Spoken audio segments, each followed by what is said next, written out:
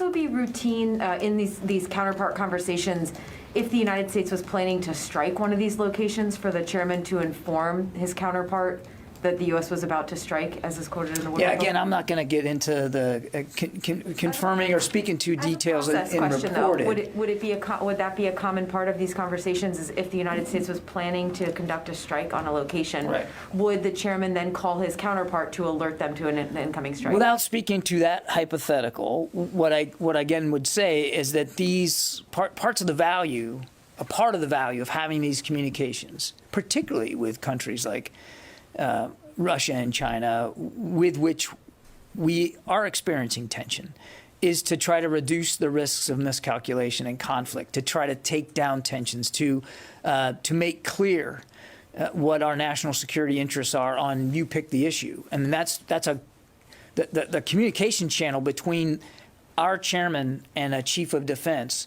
is a really key vehicle for transmitting and communicating those kinds of messages. And then has Secretary Austin, based off of the stories out of this book, has he instructed General Milley to change any of the ways that he's operating? Has he asked him to inform him more about some of the conversations that he's having? Has there been any practical change on this current Pentagon leadership? Absolutely not.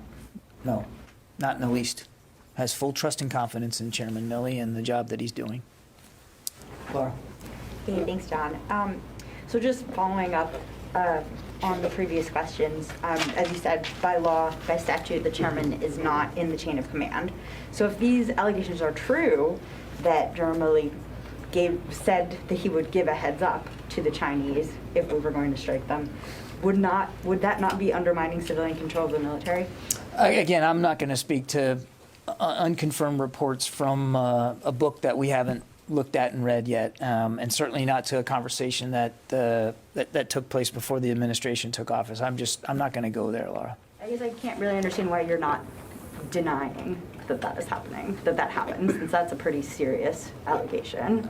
I'm not speaking to it at all, Laura. It's not that I'm not denying it. I'm going to refuse to speak to specific anecdotes that are in this book. I'm in no position to do that, and I don't think it would be helpful for me to try to speculate one way or the other about the veracity of these anecdotes. What I can tell you is that a chairman of any chairman across multiple administrations routinely have communications, direct channel communications with their counterparts in other countries, and it is particularly important to have those communications with a nation state with which there are real and significant tensions, to try to reduce those, clear things up, make sure you reduce the risk of miscalculation.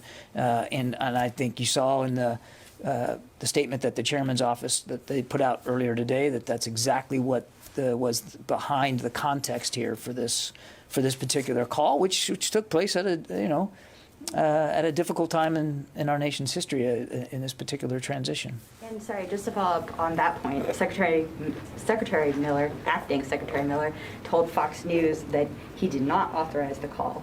And another one of his deputy chief of staff also said that, in fact, it was the policy at the time that there was no senior government engagement with China. Is that true? But could that possibly be true?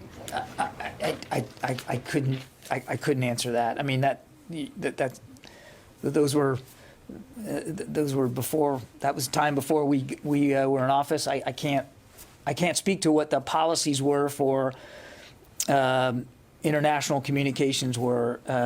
But again, you saw it in the chairman's statement why he was having these conversations, and you also saw in his statement that those communications were staffed and coordinated. I would point you back to what the chairman said.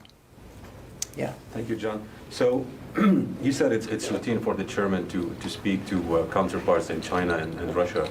And in this context, the statement talked about strategic stability. So it includes issues related to nuclear capabilities. And you said you worked for a chairman. Can you help us understand, usually when these type of conversations at this level happen, does the chairman brief the president or get the green light from the president before such a conversation? Does he brief the president on the conversation, and does he get the green light from the Secretary of Defense or brief him after the conversation? Yeah, it depends. I know that's not a great answer, but it's a true answer. I mean, we expect a chairman of the Joint Chiefs of Staff to coordinate and communicate with his counterparts. And some of those conversations are about very specific issues that have very, very high level interest, and there might even be a request made by the chairman to make a call. Sometimes the secretary could ask him to do that, or even representatives on the National Security Council could say, "Hey, wouldn't it? We think it would be helpful if you reached out to your counterpart and relayed the following message." Sometimes the chairman will, he'll be the one that come up with the idea, like, "Hey, I think I need to get on the phone with General or Admiral so-and-so and have a talk about this." But typically, regardless of the impetus for that kind of a call, it is read out. It is staffed. It's appropriately coordinated, and the chairman or the chairman's office will offer a readout of it up the chain of command so that everybody understands it. And then oftentimes, and you've seen this yourself, I mean, the chairman's public affairs office will release a public readout, not unlike the ones we do when the secretary makes calls. I mean, these are important communications. I mean, they don't just pick up the phone to talk about sports. They talk to iron out issues, and so it's important that the interagency have a sense of how that went, and that's very typical. So the chairman usually coordinates with the White House prior to the conversation, especially if it's about certain topics. In a typical call, particularly with a nation like China, that would be a fully coordinated conversation, and there would be the sharing of information after the fact. So the White House, basically, and President Trump back then, former President Trump, would actually know about the conversation before taking place and would know what happened in the conversation. So for him to say if the allegations made in the book by Woodward and Costa were true, then the chairman should be put on trial for treason. Oh, my goodness. These are not my words. These are Look, I can't speak to processes before this administration took office. I just can't. I as much as I know you'd like me to, I just can't do that. What I'm telling you is typically that when the chairman or the secretary, they interact with their counterparts, it's a function of the job. They have to do that.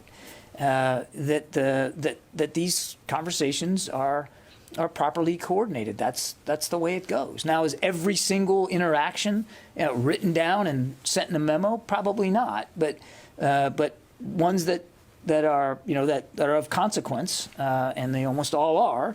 They are fully coordinated. I can't speak to processes, previous to January 20th of this year. I can just tell you that how we're approaching the issue in this administration. Thank you. Let me get